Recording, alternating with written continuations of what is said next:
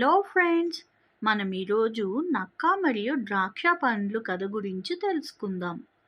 ఒకసారి ఒక నక్క చాలా ఆకలితో తిరుగుతుండగా దారిలో ఓ తోట దగ్గర గింజలతో నిండి ఉన్న ఓ ద్రాక్ష గుట్టును చూసింది. ఆ ద్రాక్ష పండ్లు తలతల మెరిసిపోతూ ఎండలో వెలిగిపోతూ కనిపించాయి. అవి బంగారు రంగులో గింజలతో నిండిపోయి రసమంతా తొంగుతున్నట్లు ఉండడంతో నక్కకు నోరూరింది. ఆహా! ఇవి నిజంగా రుచికరంగా ఉంటాయి అని అనుకుంది నక్క. వెంటనే ఎగిరి ఆ పండ్లను అందుకునేందుకు ప్రయత్నించింది. ఒక్కసారి ఎగిరింది, ఫలితం లేదు. ఇంకోసారి ఎక్కువ బలంగా దూకింది, అయినా ఫలితం లేదు. మళ్ళీ మళ్ళీ ప్రయత్నించింది.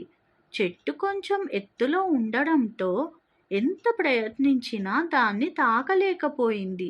అంతగా శ్రమించిన తరువాత నక్క అలసిపోయింది. నీరసంగా, నిరుత్సాహంగా వెనక్కి వెళ్ళింది. కానీ వెళ్తుండగానే తనను తాను పరుచుకునేందుకు ఇలా అనుకుంది. అవి అంతా పులుపు పండ్లే అయి ఉంటాయి. నేను వాటిని తినడం మంచిదే కాదు.